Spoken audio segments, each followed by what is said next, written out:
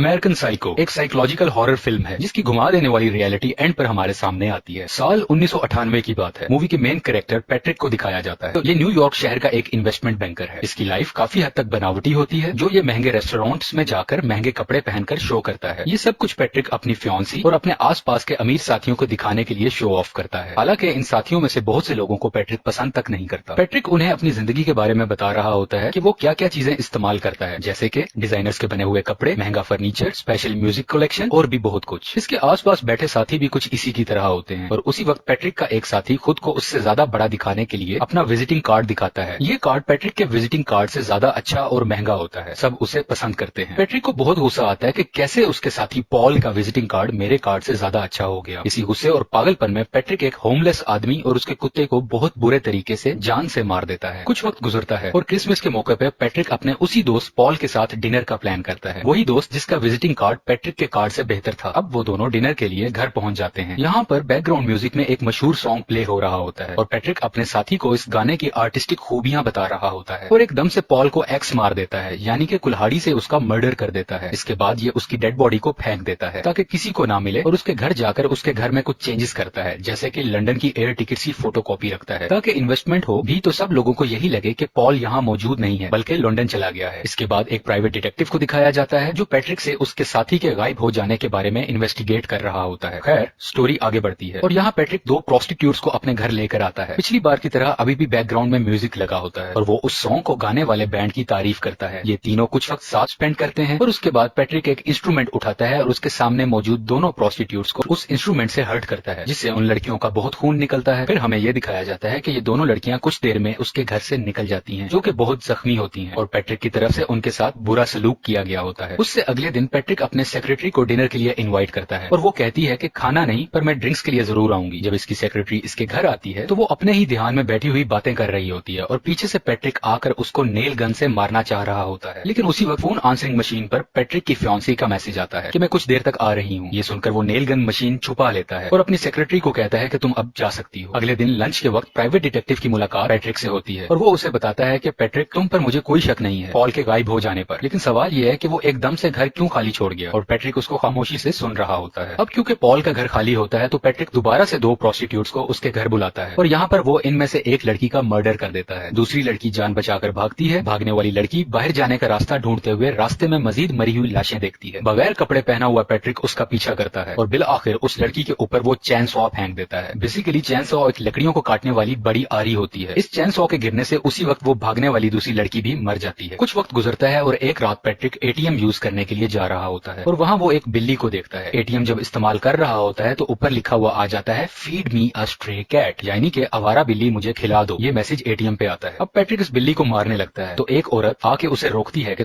तुम इस मासूम बिल्ली के साथ क्या कर रहे हो, और पैट्रिक उस औरत को शूट कर देता है। इसके नतीजे में पुलिस पैट्रिक का पीछा करती है और पैट्रिक अपना पीछा करने वाले 4 पुलिस ऑफिसर्स को भी मार देता है। पैट्रिक ने जो अब तक किया होता है उस पर उसे बहुत अफसोस होता है। इसी वजह से वो अपने लॉयर को कॉल करता है और सारे मर्डर्स का कन्फेशन करता है, यानी कि वो खुद को गिरफ्तार करवाना चाह रहा होता है और कबूल कर लेता है कि उसने ये सब कत्ल किए। ये सब बातें पैट्रिक के लॉयर के फोन रिकॉर्डिंग मशीन में रिकॉर्ड हो रही होती क्योंकि लॉयर अभी फोन के पास मौजूद नहीं होता है। अब पैट्रिक की मुलाकात फिर से प्राइवेट डिटेक्टिव से होती है जो पॉल के मिस होने की इन्वेस्टिगेशन कर रहा होता है। वो पैट्रिक को बताता है कि उसके सोर्स ने लंदन में पॉल को कुछ वक्त पहले देखा, जिसका मतलब है उसका मर्डर नहीं हुआ और वो जिंदा है, बस किसी को बताए बगैर लंदन चला गया है। ये सुनकर पैट्रिक बहुत डिस्टर्ब हो जाता है, बहुत परेशान होता है कि ये कैसे हुआ, मैंने तो खुद उसको मार दिया था। अगले दिन पैट्रिक पॉल के घर जाता है ताकि अगर वहाँ कोई मेरे किए हुए मर्डर के सबूत भी हैं तो मैं उन्हें गायब कर दूं, लेकिन वो घर खाली होता है और किसी ने उसे काफी दिनों से बेचने के लिए लगाया होता है। प्रॉपर्टी स्टेट डीलर से पता चलता है कि ये घर पॉल का है ही नहीं और एक बार फिर हम पैट्रिक के चेहरे पर परेशानी देखते हैं। दूसरी तरफ ऑफिस के अंदर पैट्रिक की सेक्रेटरी देखती है कि पैट्रिक ने अपने ऑफिस के डॉक्यूमेंट्स के अंदर मुख्तलिफ मर्डर्स की ड्राइंग बनाई होती है जो बहुत ब्रूटल और दिल को हिला देने वाली पिक्चर्स होती है। अब नया दिन आ जाता है और रेस्टोरेंट में पैट्रिक अपने वकील से मिलता है और वो उसे याद करवाता है रिकॉर्डेड कॉल का और दोबारा से कन्फेस करता है पिछले कुछ दिनों में मैंने बहुत से लोगों के मर्डर किए। उसका वकील पैट्रिक पर हंसता है और कहता है कि पैट्रिक तुम मेरे साथ जोक कर रहे हो या मुझे फूल बनाने की कोशिश कर रहे हो। ऐसा हो ही नहीं सकता क्योंकि उसने कल ही पॉल के साथ लंदन में डिनर किया था। पैट्रिक बहुत कंफ्यूज और थक चुका होता है। ये सब सुनने जानने के बाद पहले पॉल के जिंदा होने का प्राइवेट डिटेक्टिव ने बताया और अब उसके वकील ने भी। पैट्रिक कुछ समझ नहीं पा रहा था और वो अपने घर आ जाता है। बेसिकली पैट्रिक ये सब होने वाले मर्डर्स की हेलुसिनेशन कर रहा होता है, यानी कि किसी ऐसी चीज को रियल समझना जो एक्चुअल में एग्जिस्ट ही नहीं करती। ये सब इसका ख्याल था क्योंकि ये इन सब मर्डर होने वालों से नफरत करता था और इन्हें नुकसान पहुंचाना चाहता था किसी तरह भी। और उसने अपने माइंड में ही एक दुनिया बना ली कि उसने सबको मार दिया। बेसिकली ये सब पैट्रिक का मेंटल डिसऑर्डर था। मूवी यहीं पर खत्म हो जाती है। आपको पसंद आए तो प्लीज लाइक कीजिएगा। Thank you for watching.